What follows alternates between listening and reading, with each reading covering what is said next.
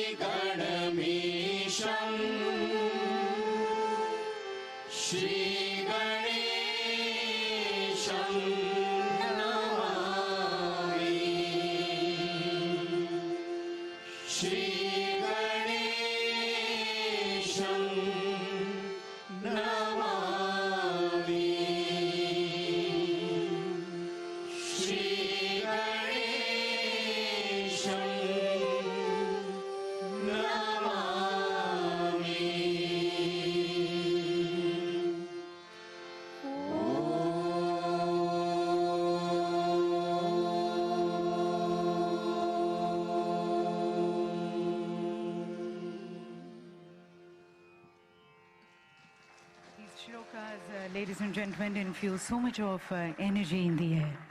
Thank you to them.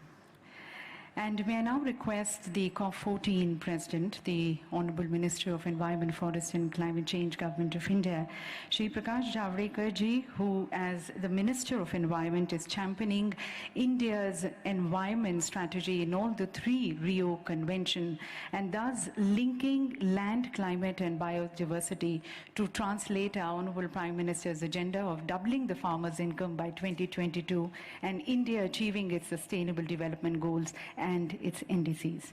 I request and invite the Honourable Minister for his welcome address. Good morning, our esteemed Honorable Prime Minister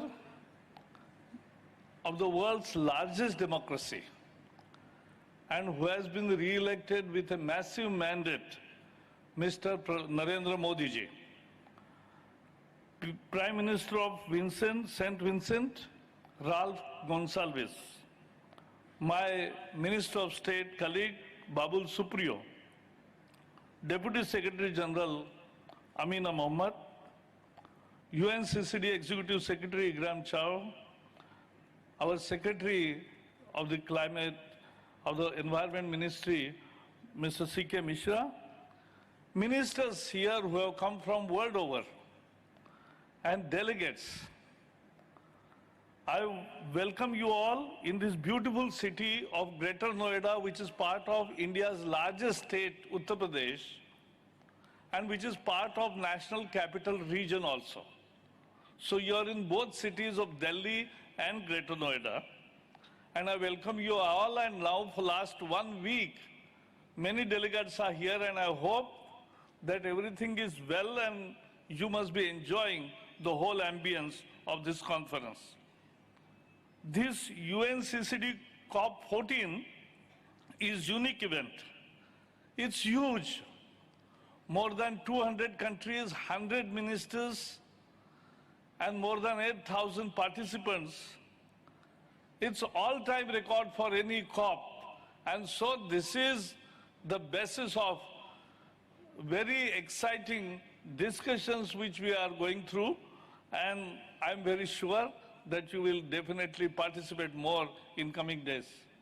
This logo of COP14 is a beautifully designed, very meaningful, and we crowdsourced it. One young, passionate environmentalist has come out with this unique design, and therefore we have made it, and you must have liked this. This shows the concern. Why this is huge? This shows the concern of the world for environment. In Rio, all the three conventions, UNFCCC, CBD, and UNCCD came into existence, and then we started a joint journey. The deliberations are rich, and will come out with appropriate and ambitious Delhi Declaration on the last day, that is tomorrow, which will ensure speedy restoration of degraded land for sustainable growth. UNFCCC, as I am Minister for Climate Change also, we were part of the Paris, but that's a global problem and requires global action and global solutions. And therefore, there are nuances, there are hard negotiations, and there are commitments which they go on commas and semicolon also. But this CBD, biodiversity, and UNCCD, combating desertification, have to be national goals and national action. So I saw more unity, learning from each other, and sharing best practices. So that's a difference between these three climate conferences. India's Prime Minister's commitment to sustainable development for environment, to protect 5 elements, earth, sky or space, water, fire, air, is full and complete. I have seen him in action for the last 5 years. His role in Paris summit was a leading role. And when the penultimate day there was no solution in sight, all world leaders discussed, and he played an important role to arrive at an amicable solution. He put before the world 2 different concepts of lifestyle and climate justice. He came out with India's ambitious program of 175 gigawatts of renewable energy, which will be 40% of our energy capacity. So this was a huge step. World never believed, but we are already on the track, and we have created nearly half of our target of 175 gigawatt in renewable energies. That's huge. We have also, he has promoted Solar Alliance, those between Capricorn and Cancer. All the countries have been brought together, and the Solar Alliance is working fine.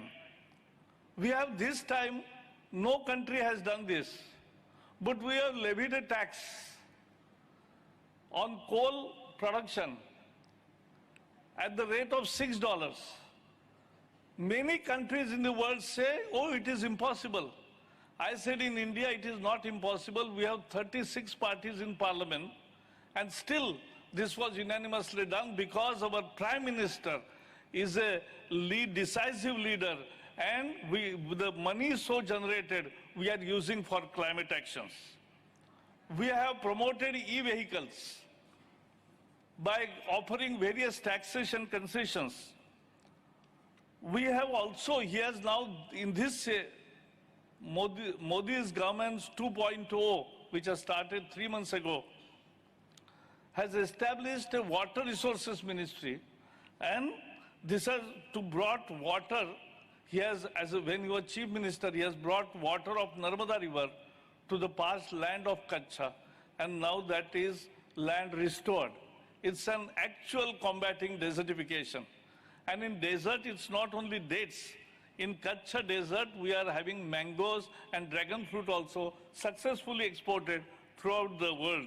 So this is how we are already on the track of combating desertification. Green cover is rising in India. We have 24%, but in last 5 years, we have increased by nearly 15,000 square kilometers, and we are inching towards our target of having 33% cover. Last month, he declared the results of tiger census, and those tiger census, which is the epitome of our ecology, which is certification of your good ecology, and that is, now we have world's 77% of wild tigers, 2,967. That is the figure which he was welcomed by the world over. And last month also, you must have seen, many of you, he's on Discovery Channel, he is with Bear Grylls, the way he went into jungles, the dialogues and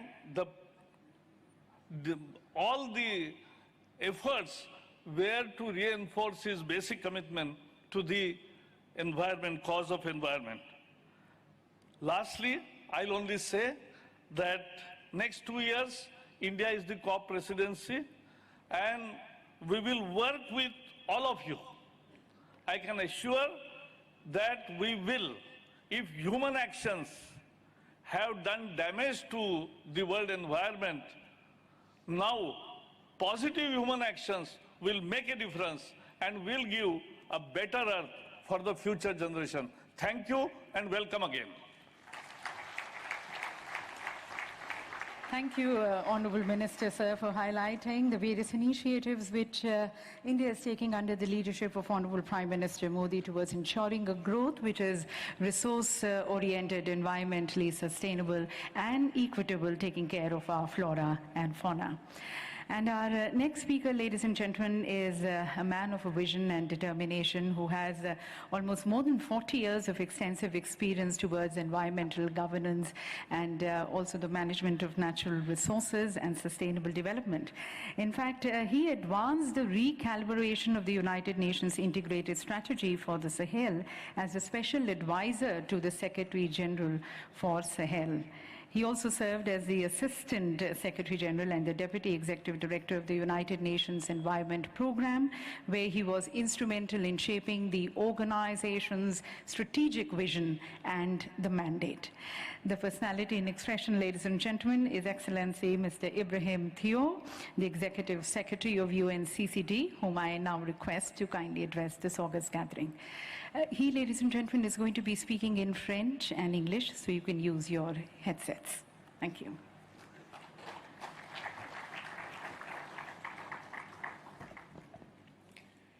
Excellence, Monsieur le Premier Ministre de la République d'Inde, Prime Minister of the Republic of India, Narendra Modi, Sir Narendra Modi. autre que l'Inde était mieux placé No country other than India would have been better placed to host this 14th Conference of the Parties. une rencontre charnière. This conference is a pivotal one, Le jubilé d'argent de la Convention for it is taking place at the Silver Jubilee celebration of the United Nations Convention to Combat Desertification, and it is also placed with a view to the 2050 horizon. India, this incredible country, is the junction between tradition arising from rich civilizations and modernity, characterized by innovative technological progress, the information superhighways, the wonder of Bollywood, Bangalore, or even the plans for intelligent cities in Chandigarh, Nagpur, or Pondicherry. India is a country of diversity, a country with many facets. It is just as much a country of biodiversity as it is a country with arid land. It is just as much a country of resilience as a country that refuses to accept defeat. India is a country with hospitable people, where in the streets people welcome you spontaneously with a smile on their face, their lips saying Svadgay. Excellency Dr. Ralph Gonsalves, Prime Minister of St. Vincent and the Grenadines, Ms. Amina Mohammed, Vice Secretary General of the United Nations, ministers, in particular the Chair of the COP13, Your Excellency Jean Violon, Minister from China, distinguished heads of agencies represented here this morning, in particular the Administrator of the United Nations Development Program, the Executive Director for the United Nations Development Program, the Executive Director of the Global Environment Facility, the Executive Director of the Green Climate Fund, my dear colleague, Executive Secretary of the Convention of Biological Diversity, Mr. Ovai Sarmad, Deputy Executive Secretary of the Convention on Climate, Mr. Rene Castro-Salazar, Assistant Director General of the FAO, dear colleagues from the United Nations, Distinguished Minister of the Environment, Forest and Climate Change of India, Mr. Prakash Javadekar, thank you for being here with your team and for being such a hospitable host. We have, through your hospitality, welcomed over 1,500 participants, and never before has a COP for the UNCCD hosted as many delegates and world leaders. Ladies and gentlemen, I ask you kindly to join me in expressing our gratitude to the Republic of India.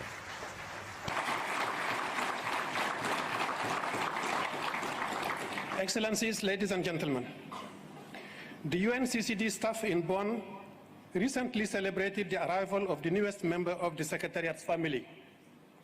Our colleague Omer and his wife Bashak had just welcomed their newly born Daphne into the world. For sure, the two parents will do their utmost to ensure a bright future for Daphne. Yet, the future of a child is not in the hands of the parents alone, but of humanity at large. This reminds me of Kofi Annan's Nobel lecture, where he reflected on the life ahead for a young girl born in Afghanistan on that day. It wasn't a future any one of us would want for a child, a life centuries rather than miles away from her peer group in wealthy nations. And nearly 20 years later, I am not sure the outlook has really changed. So given our 25 years anniversary theme of growing the future together, it made me wonder, what can we achieve today to justify their confidence in us, to ensure that 25 years from now, the children born today will see their families growing up in a safe, prosperous, and equitable society, where that young girl is a reminder of how far we have come, not how far we have to go. There is no escaping the powerful timing of this COP. On one hand, we have just had the IPCC report laying out the science of why the connections between land, climate, and biodiversity can either threaten or strengthen human well-being. On the other hand, we are just about to have the 5 UN summits in New York, laying out options to get back on target for climate change and the Sustainable Development Goals.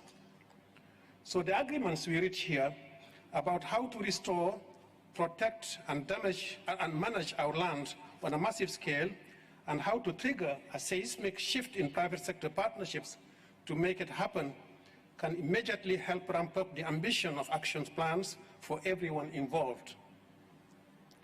As land is one of the biggest carbon sinks available, we must use this window of opportunity to make more stakeholders realize that even beyond a financial return of as much as 30-to-1 for restoration, or social returns for millions of jobs in energy, technology, tourism, or agriculture, any investment in land creates a whole range of spillover benefits to fuel that cycle.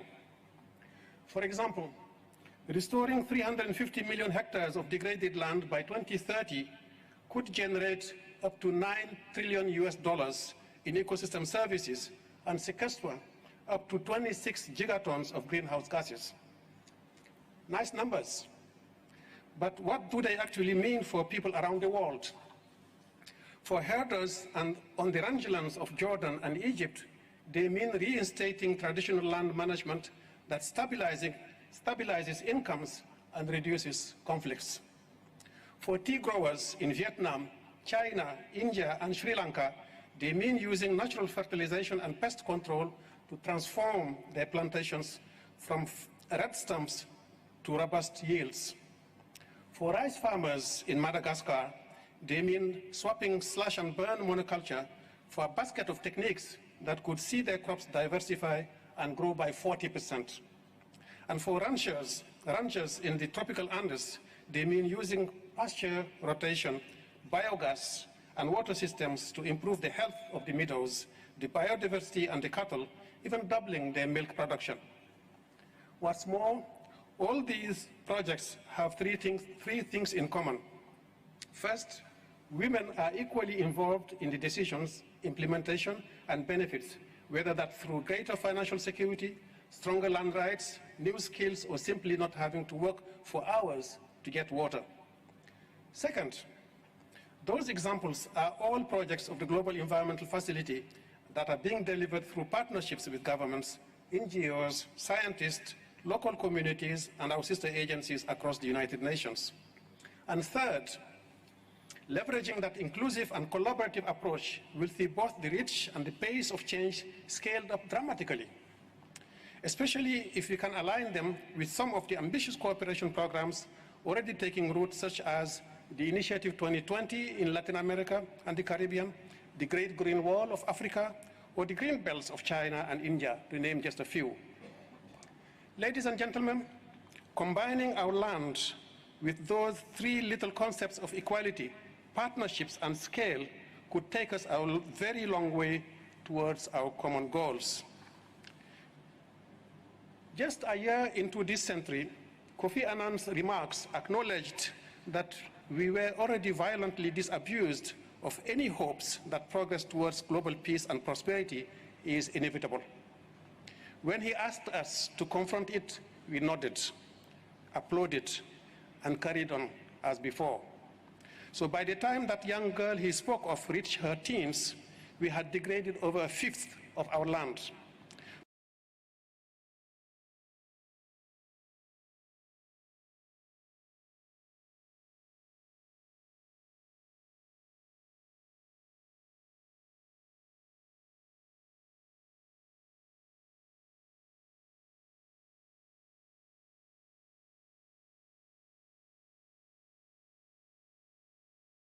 Every minute in the world, I know that each one of you feels the same about someone, somewhere.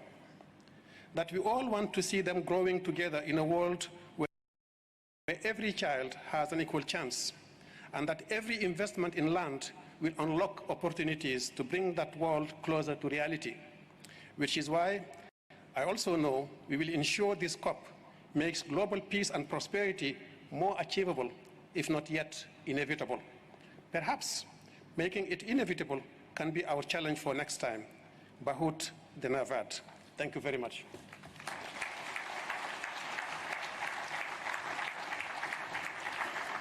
Thank you, sir, for your message, and also reminding us that each one of us have a greater responsibility for someone, somewhere, and towards creating a planet and a growth which is more equitable and sustainable. Thank you so very much. And now, ladies and gentlemen, it's my honor to request our next speaker, who earlier as the Environment Minister of Nigeria has played a very important role towards Nigeria's efforts on climate action and on sustainable development. Prior to this, she's also been the Special Advisor to the then Secretary General of United Nations, Ban Ki-moon, on the post-2015 development agenda, and she has been instrumental in bringing in the 2030 agenda for sustainable development and the Sustainable Development Goals. Presently, ladies and gentlemen, she is in the most coveted position of the Deputy Secretary General of United Nations. It's my pleasure to be inviting and requesting Excellency Ms. Amina J. Mohammed to kindly address this August gathering.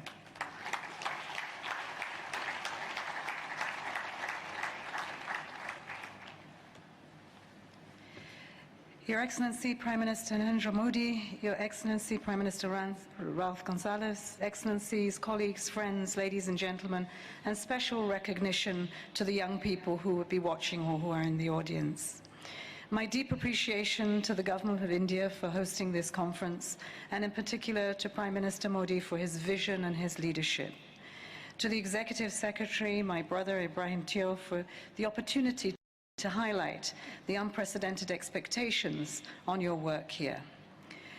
These times are not normal, and they are critical, and we need to start a massive effort to take the solutions that we are discussing here today to scale, to move beyond the negotiation and the planning to action and impact individually and collectively at the country level.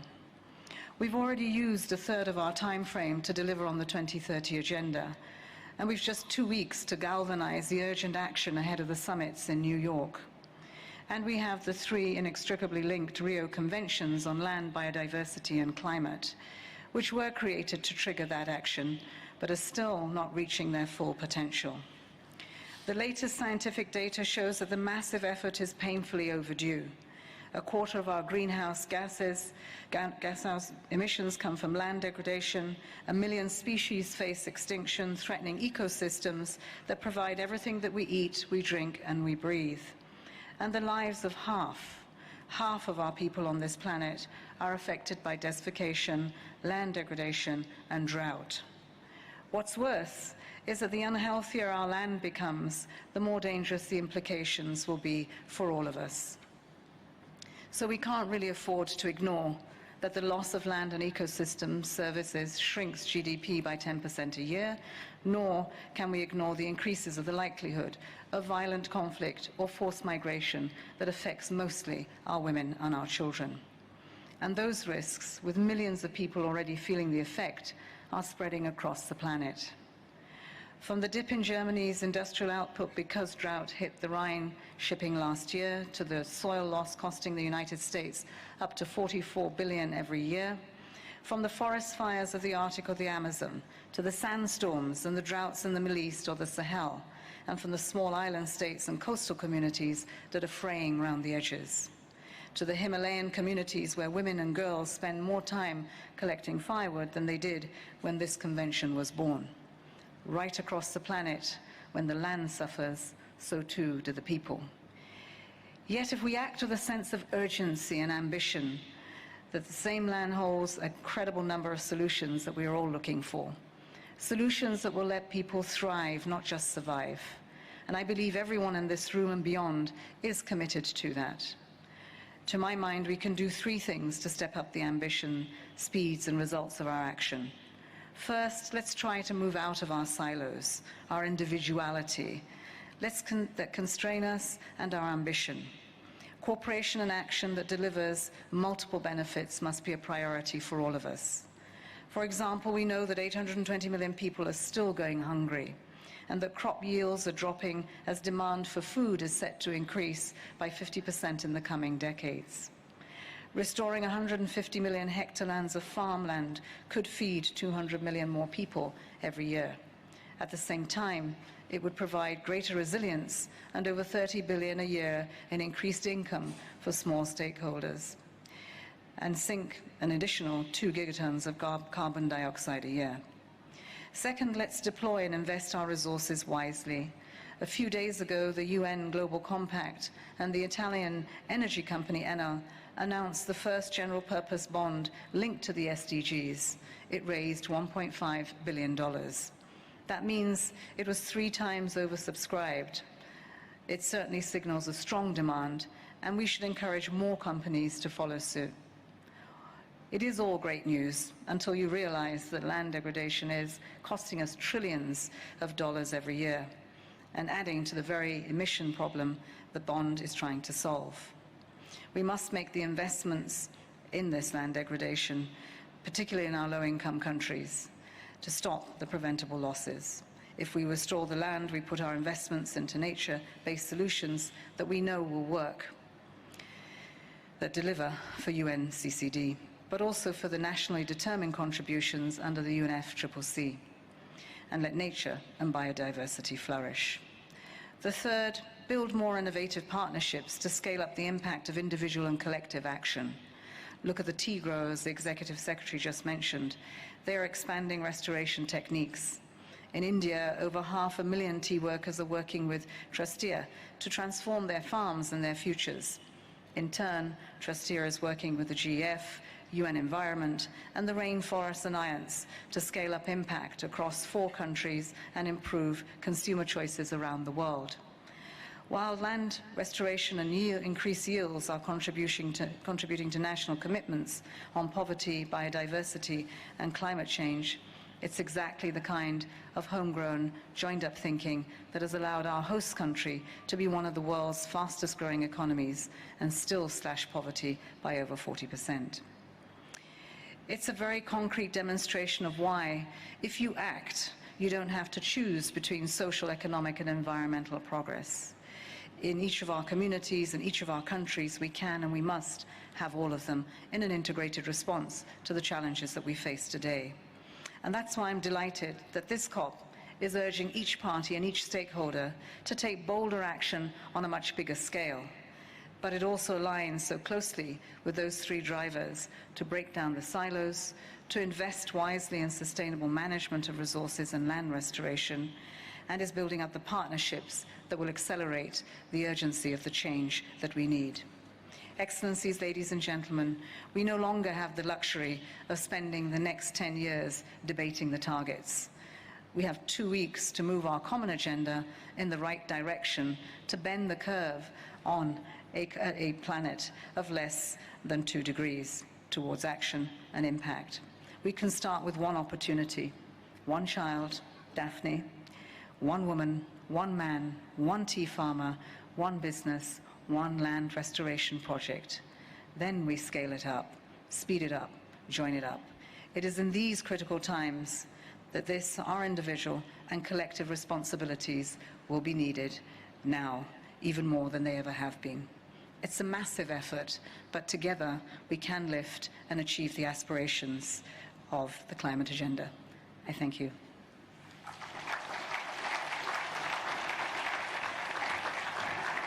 Thank you, ma'am, for your message and giving a clarion call to everyone that it is time to actually convert ideas into action and intent into impact.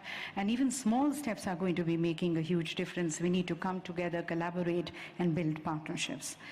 And now, ladies and gentlemen, inviting another world leader, the Honorable Prime Minister of St. Vincent and the Grenadines, who's been the Prime Minister for more than 18 years, and he stands extremely passionate about realization of the Sustainable Development Goals and also the global environmental governance. He, ladies and gentlemen, is also an authority on the politics of climate change. I request Excellency Dr. Ralphie Gonsalves, the Honorable Prime Minister of St. Vincent and Grenadines, to address this august gathering.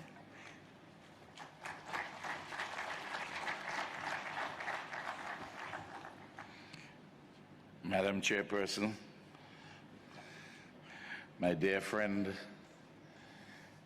the distinguished Prime Minister of India, our sister Amina from the United Nations, our brother Ibrahim from the UNCCD, our Minister of the Environment and Climate Change from India, other distinguished ladies and gentlemen. I first of all would like to say how happy I am to be here in India. I also want to indicate, just in case you think that someone who is Prime Minister for 19 years runs some dictatorship, that we have elections every 5 years.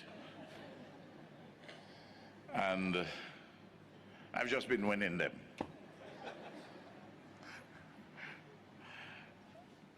I want also to see if I can add some value to what has been said already.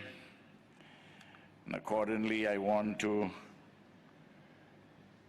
adopt and call my own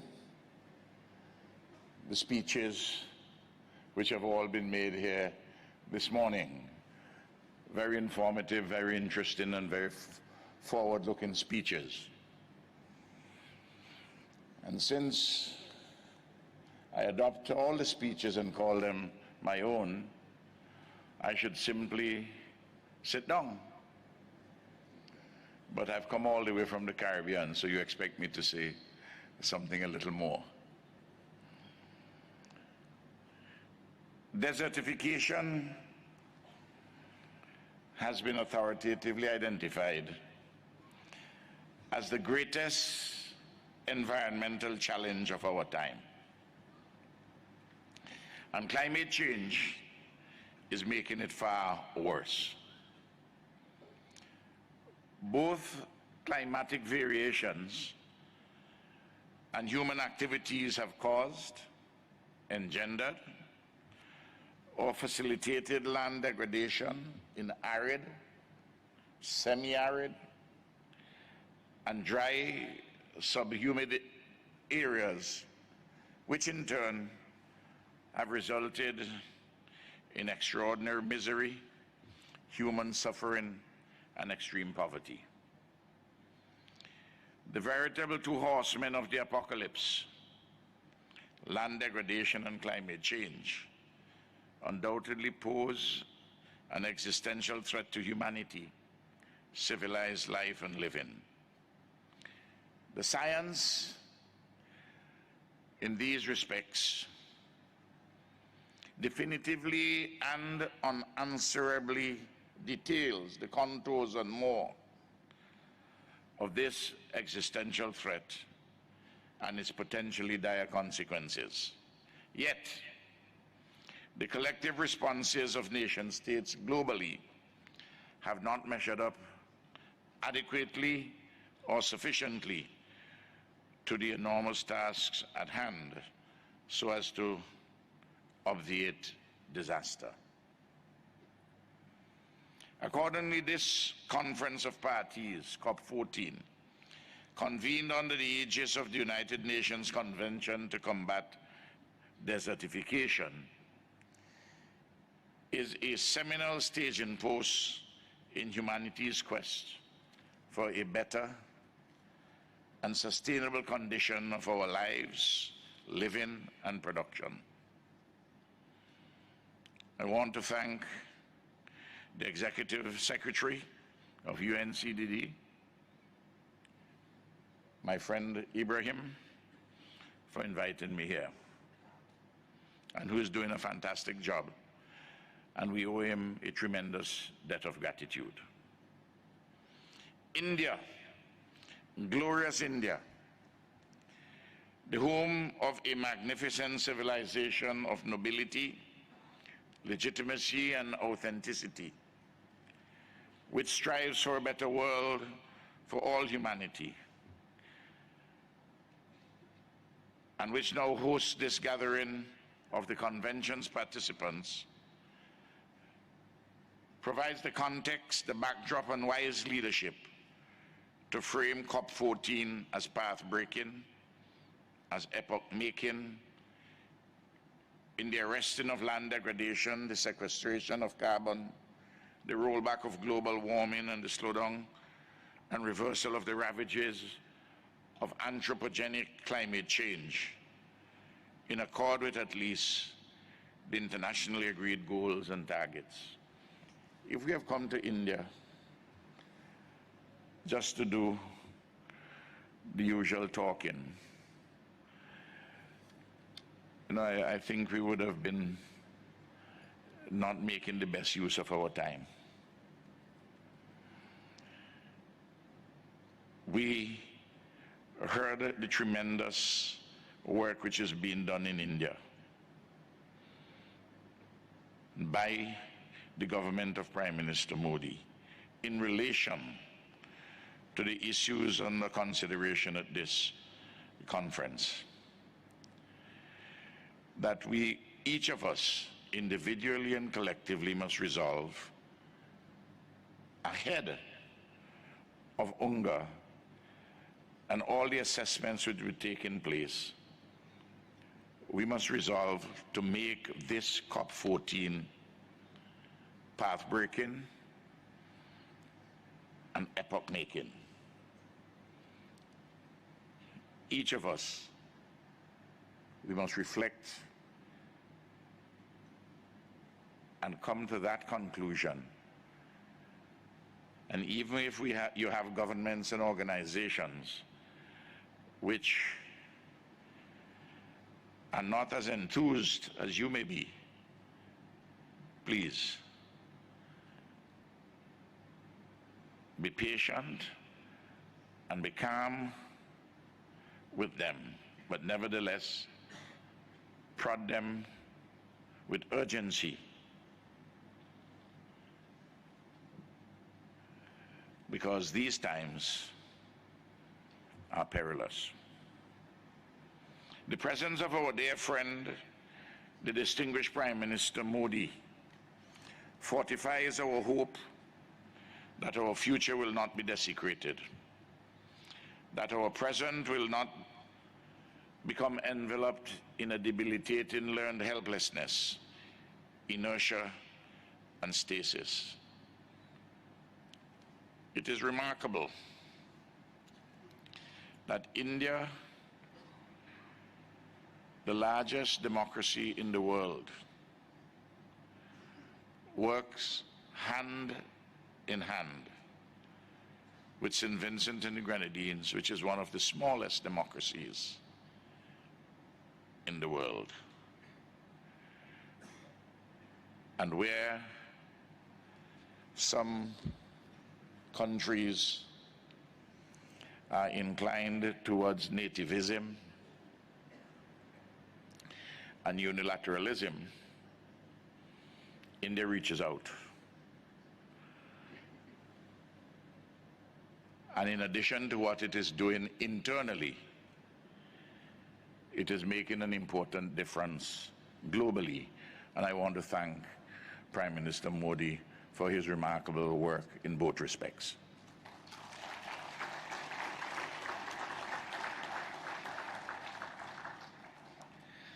I just want to say this parenthetically.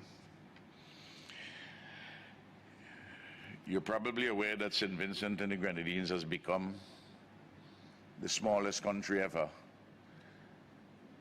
to win the right at the General Assembly to sit on the Security Council, the United Nations. And I want to thank the Prime Minister for the tremendous support that India gave to our campaign.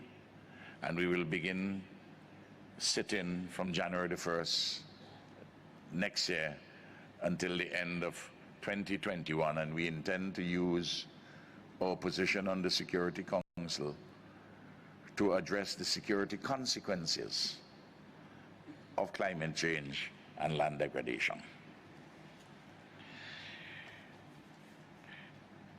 The trilogy of international conventions focusing respectively on biodiversity, land degradation, and climate change ought always to be viewed as an integrated whole, since each is inextricably connected with the others. And since we want to make this conference epoch-making and path-breaking, we have to be truthful and honest. We have to accept that much of the international community is too often considered UNCCD, despite its seminal importance, as a kind of proverbial unwanted offspring without legitimate paternity and undeserving of proper maintenance. You know, when we create our children, when we make them, the old distinction as to whether you're born in wedlock and out of wedlock no longer exists. But we have created UNCCD, and we don't quite treat it as legitimate, and we don't quite help it to be properly maintained so that it can survive and develop and carry out its mandate. We don't do that to our children. I don't think we should do that to the UNCCD. But despite the fact that the UNCCD has been treated in less than a wholesome manner, the truth is that land and its protection from rapacious degradation constitute the core upon which rest the life-sustaining pillars of water, food, forests, shelter, clothing, and energy. So that let us bring UNCCD to the center stage. It is not a sideshow. It is the fulcrum of humanity's main event. The recent global controversy regarding the veritable fires of Babylon in the Amazon is a poignant reminder of the importance of our land and our forests. So land in its bewildering complexities go hand in hand with biodiversity and climate change. Thus, more than ever, the voices of the international community must ring out loud with the necessity and desirability of land degradation neutrality, its targets and measures. We have accepted these. Enwrapped in all this are the vital issues touching and concerning poverty, infrastructural development, bushfires, deforestation, unsustainable agricultural practices, coastal erosion, pollution, natural disasters, the efficacious application of science and technology, capacity building and education, and a robust legislative and regulatory framework. All of these things demand substantial resource allocations. Look, they're not going to come from countries which can barely feed their populations. Their resources have to come from countries which have the more developed economies, which have a history of relationship with poorer countries. And the resources, if we are serious with what we agreed upon, the 17 Sustainable Development Goals adopted in September 2015 at the General Assembly of the United Nations, it is agreed that we must have a partnership. And if we're going to have a partnership, we can't seriously expect that those who, for a variety of historical reasons, are impoverished, that they're the ones who must bear the greater burden, when in fact they have already suffered through colonialism, through imperialism. People don't like to hear these words, but we have to be honest and truthful with one another. If we're going to have not a confrontation, but a conversation as to what is necessary and desirable. So, we need substantial resources. We don't want to hear the pledges when those who make the pledges do not really mean them. And it's a case of taking the fool a little further by having us believe that those pledges are real when they are in fact a mirage. This is one earth that we have. Look, what happens in North Africa affects migration and security issues in Europe. It is in everybody's interest that these matters be efficaciously addressed. There is nowhere else for us to hide.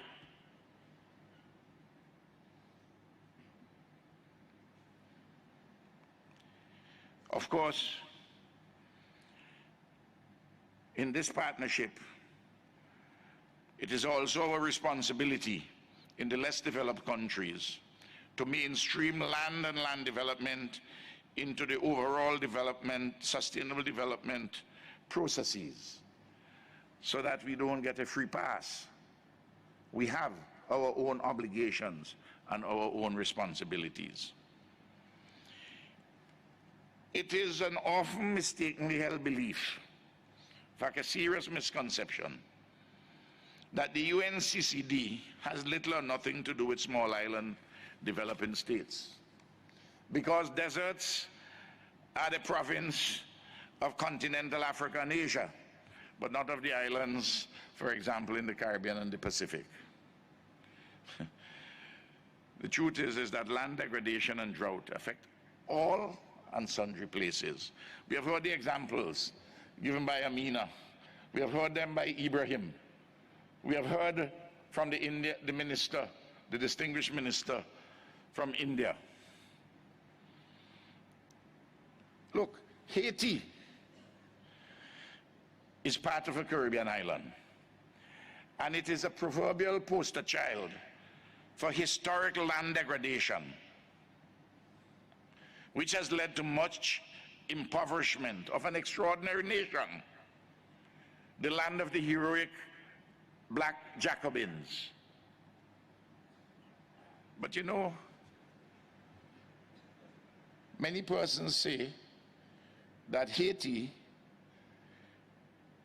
they're responsible for all what is happening there themselves. But when you take into account that when the Haitian Revolution established the state of Haiti, defeated colonialism, slaves, the first successful slave rebellion in history, the departing colonial power, France, subsequently imposed reparations from the very slaves, the ex-slaves, for they having freed themselves. And they had to make those payments for over 100 years. Those are realities. And when you see Haiti, we have to make sure that the international agencies, the developed countries, and especially those who have a historic responsibility in relation to Haiti, seek to explore a genuine partnership for the correction of historic wrongs and for assisting us in developing a better future.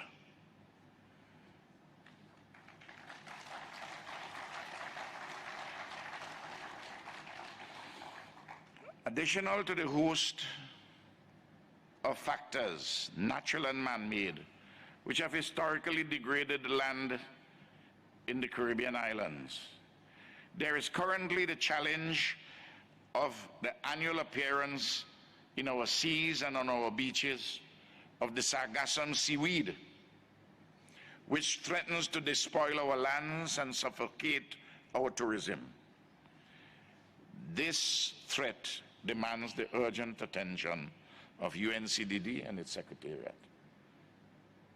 This matter has to be put at the international level, the issue of the sargassum seaweed.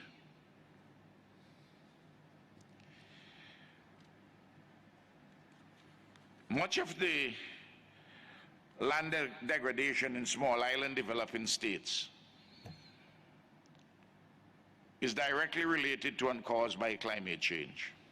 And we know the issues: global warming, the rise of the level of the sea, the battering of the coastal areas, the damage to our rivers and their banks, landslides and deforestation, horrendous hurricanes and storms of increasing frequency and ferocity. They're all connected with climate change, to which our SIDS contribute little or nothing. In domestic law,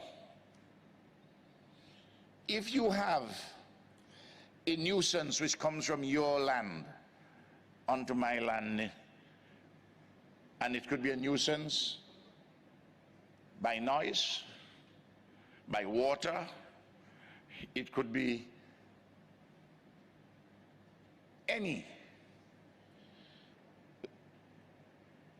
fact which constitutes a nuisance in law. You have to pay for the loss and damage which I suffer. In this world, the situation is really cockeyed. We don't contribute anything of any significance at all to climate change. You do all what you want to do. I'm talking about developed economies, cause damage to us, and then all you want to do is to provide SOPs. I am advising, not in any confrontational manner, that all of us have to work together at this. Otherwise, we are going to come to grief. We have seen it happen before, and it's going to happen on a much larger scale. We must not allow short-sighted leaders of powerful countries not to recognize the truth of what I'm speaking here today in New Delhi.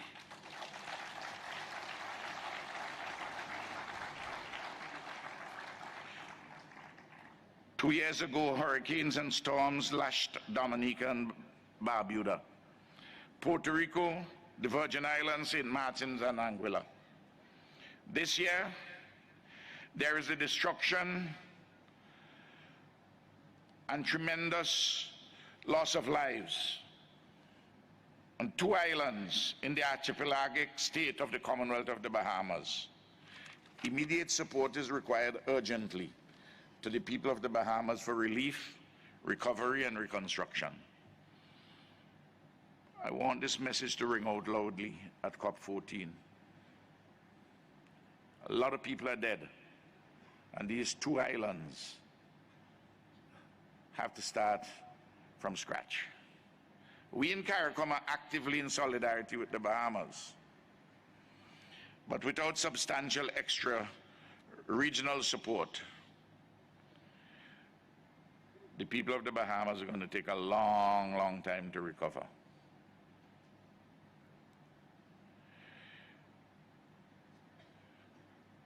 Our islands cannot truly survive if global warming exceeds 1.5 degrees Celsius above pre-industrial levels. And we are on course for much more than that. These are perilous times. A succession of leaders of religion, politics, science, business, and public administration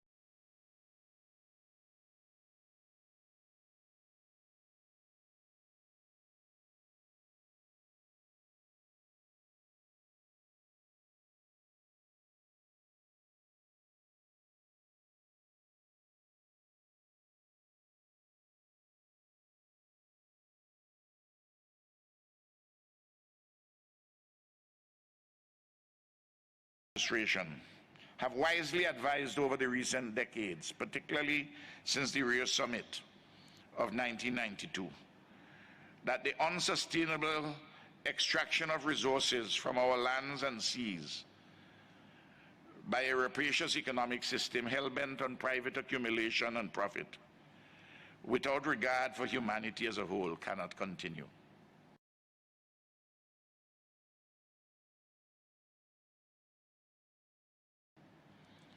Yet, the international community seems relatively powerless to contain this unwholesome and unsustainable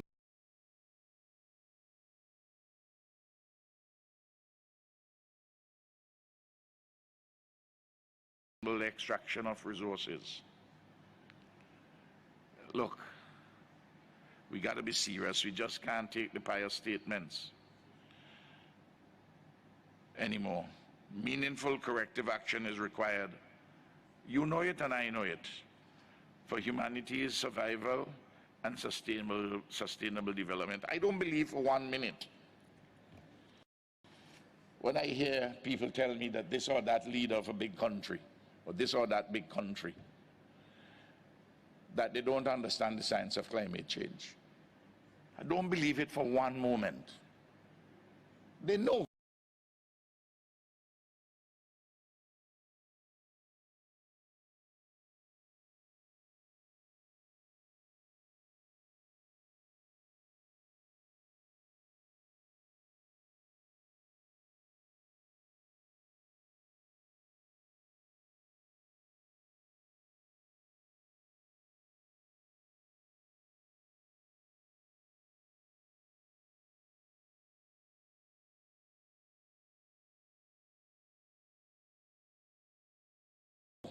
The science.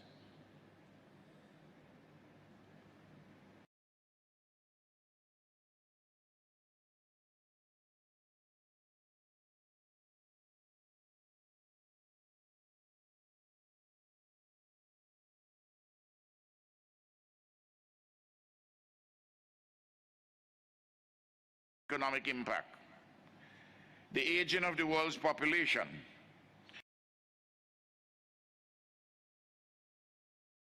The organization of the global economic system, the governance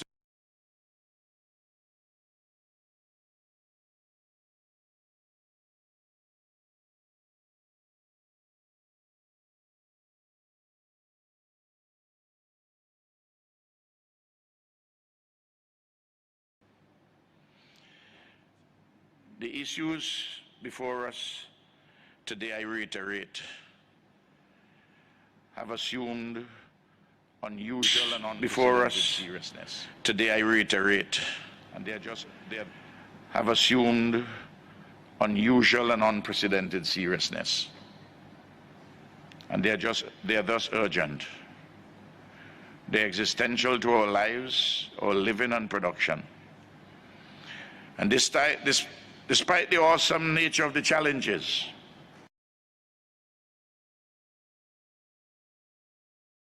was urgent.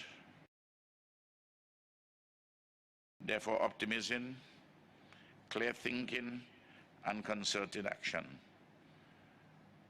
And I say all the factors have come together to help us to have such a distinguished leader as Prime Minister Modi, to help us in leading this charge. I thank you. Thank you, sir, for your very passionate and empathetic message, and a message that we all own the responsibility and need to walk the talk in all sincerity and honesty. And now, ladies and gentlemen, I take the distinct honor of requesting our Prime Minister, the Honorable Prime Minister of India, Shri Narendra Modi ji, to kindly address this august gathering. A man with a vision and a man on a mission towards creating a beautiful, sustainable planet.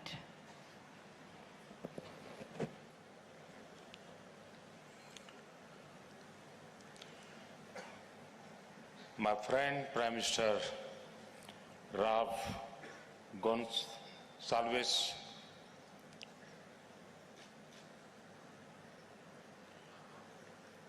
Srimati Amina ji, Ibrahim Chiao, my minister colleague Prakash Javadekar, Babul Supriyo, Excellencies, ladies and gentlemen, I welcome you all to India for the 14th session of the Conference of Parties to the United Nations Convention to combat desertification. I thank the Executive Secretary, Mr. Ibrahim Chiao, for having brought this convention to India. The record registration of this program reflects the global commitment to the task of reversing land degradation. India also looks forward to making an effective contribution as we take over the co-presidency for our 2-year term. Friends, for ages, we in India have always given importance to land. In Indian culture, the earth is held as sacred and treated as a mother.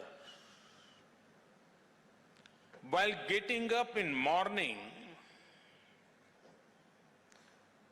when we touch the earth with our feet, we seek forgiveness of Mother Earth by praying, Samudra Vasane Devi, Parvatastana Mandale, Vishnu Patni Namastubhyam, Padasparsam Kshamaswame. Friends, climate and environment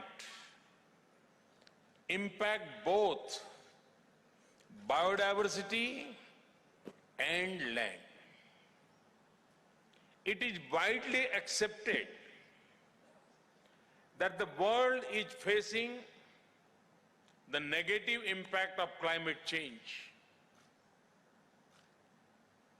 This is seen in a loss of land and plants and animal species facing threats of becoming extinct.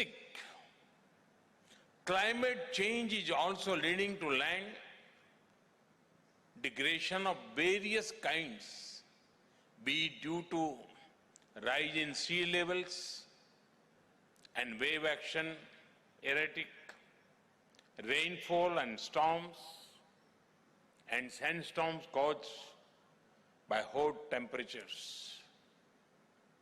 Ladies and gentlemen, India has hosted global gathering through the COP for all the three conventions.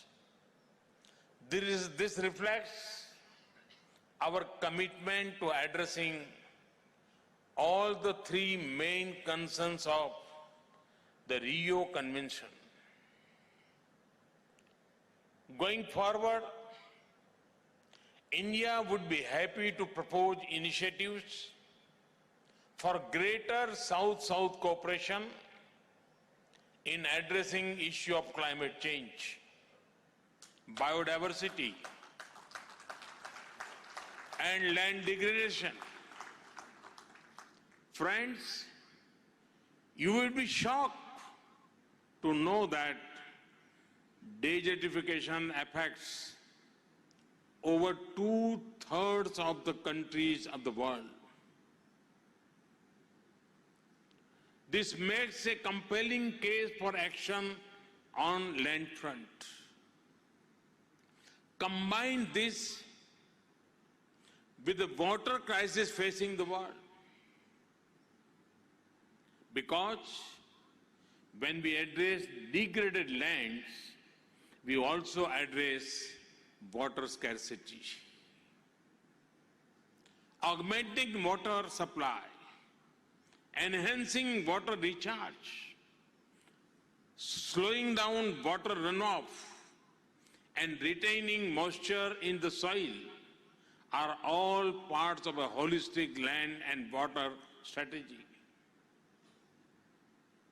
I call upon the leadership of UNCCD to create a global water action agenda which is central to the land degradation neutrality strategy.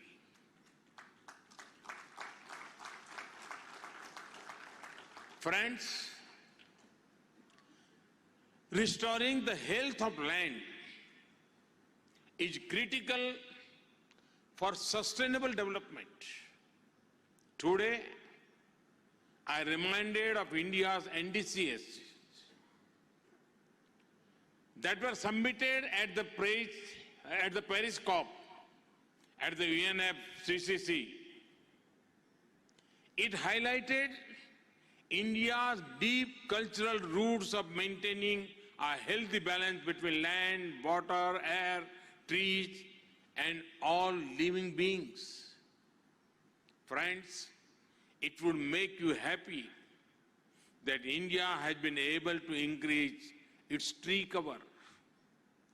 Between 2015 to 2017, India's tree and forest cover has been increased by 0.8 million hectares.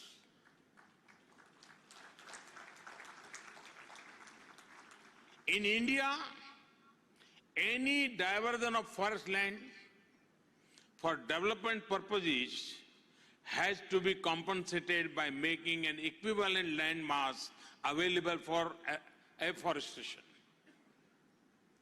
It is also required a monetary payment of the value of timber which such forest land would have yield.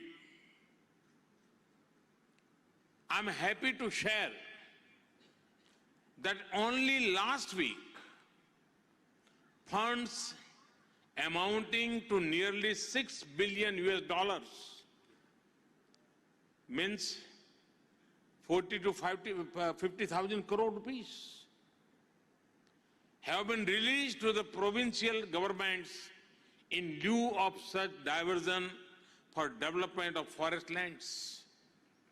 My government had launched a program to double the income of farmers by increasing crop yield through various measures. This includes land restoration and micro irrigation. We are working with the motto of per drop, more crop. At the same time, We are also focusing on zero-budget natural farming. We have also introduced a scheme to determine the soil quality of each of the farms and are issuing soil health cards to farmers. This enables them to grow right type of crops, fertilizers, and use the right quantity of water. So far, about 217 million soil health cards have been distributed. We are increasing the use of biofertilizers and reducing the use of pesticides and chemical fertilizers. Water management is another important issue addressed LDN. We have created Jal Shakti Ministry to address all water-related important issues in totality. Recognizing the value of water in all forms, we enforce zero liquid discharge in many industrial processes. The regulatory regime provides for treatment of wastewater to a degree that it can be put back into the river system without harming life in water. Friends, I would like to draw your attention to another form of land degradation, which if not prevented, would be impossible to reverse. This is the menace of plastic waste. Apart from having adverse health implications, this is going to render lands unproductive and unfit for agriculture. My government has announced that India will put an end to single-use plastic in the coming years.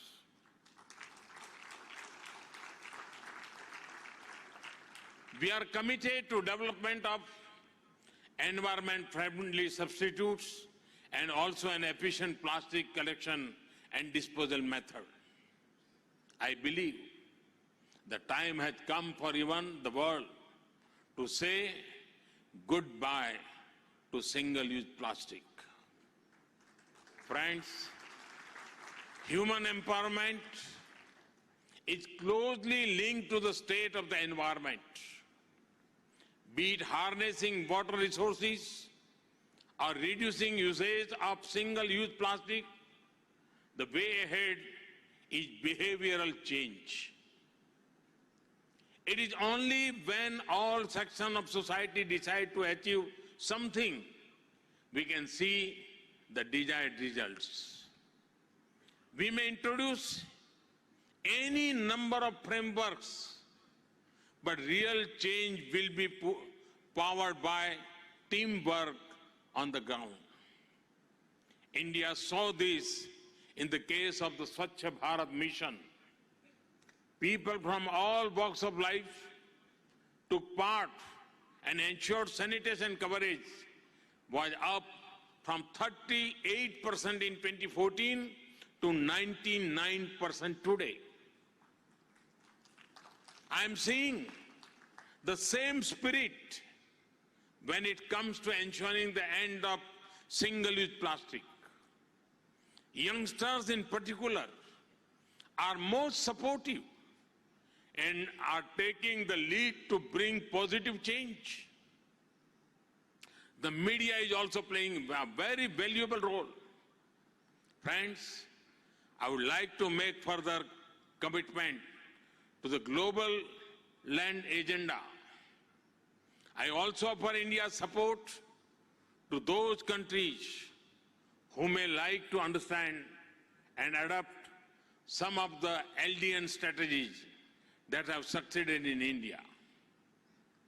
From this forum, I would like to announce that India would raise its ambition of the total area that would be restored from its land degradation status from 21 million hectares to 26 million hectares between now and 2030.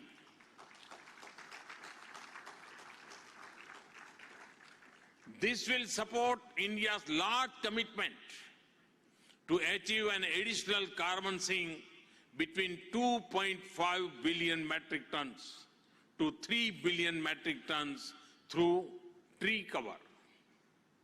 We in India take pride in using remote sensing and space technology for multiple applications, including land restoration. India would be happy to help other friendly countries develop land restoration strategies through cost-effective satellite and space technology. In order to further develop a scientific approach and facilitate induction of technology to land degradation issues, we have decided to set up a Center for Excellence in India at the Indian Council of Forestry Research and Education. This agency will actively engage to promote South-South cooperation with those who may wish to access knowledge, technology, and training of manpower to address land degradation related issues. Friends, I understand that an ambitious New Delhi declaration is being considered. We are all aware that the Sustainable Development Goals have to be achieved by 2030, of which attainment of L&D is also a part. I wish you well as you deliberate further towards proposing a global strategy for land degradation neutrality. I would end by saying a very popular prayer from one of our oldest scriptures. Om Dayoho Shantihi, Antariksham Shantihi. The word Shanti does not only refer to peace or the antidote to violence. Here, it refers to prospering. Everything has a law of being, a purpose, and everybody has to fulfill that purpose. The fulfillment of that purpose is prosperity. Om Dayoho Shantihi, Antariksha Shantihi. So, it says, may the skies, heaven and space prosper. Prithvihi Shantihi, Apaha Shantihi, Aushadaya Shantihi, Manaspataya Shantihi, Vishve Devaha Shantihi, Brahma Shantihi. May Mother Earth prosper. This includes the flora and fauna with whom we share our planet. May they prosper. May every drop of water prosper. May the divine gods prosper. Sarva Shantihi, Shantireva Shantihi, Same Shantiredahi. May everybody prosper. May I also be placed with prosperity. Om Shantihi, Shantihi, Shantihi. Om prosperity, prosperity is prosperity. The thought and philosophy of our ancestors was all embracing and filled with a great thought. They realized the true relationship between me and we. They knew that prosperity of me can only be through prosperity of we. When our ancestors said we, they did not just mean their family or community or even just humans. It includes the sky, water, plants, trees, everything. It is also very important to know the order in which they are praying for peace and prosperity. They pray for the sky, the earth, the water, the plants. These are things that sustain us. This is what we call the environment. If this prosper, then I prosper. This was their mantra. Even today, this is an extremely relevant thought. With this spirit, I once again congratulate you for taking part in this summit. Thank you very much.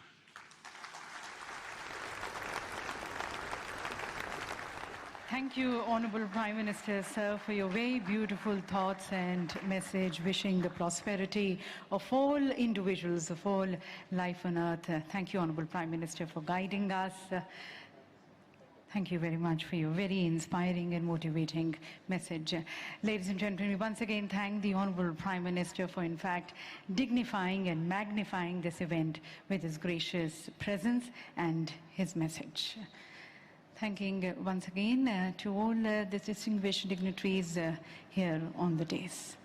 With that, ladies and gentlemen, we close this high-level segment of COP14. And we hope that powerful, informative and thought-provoking address by Prime Minister Narendra Modi, the plenary session and opening ceremony of this high-level segment of COP14 of the UNCCD now comes to a close.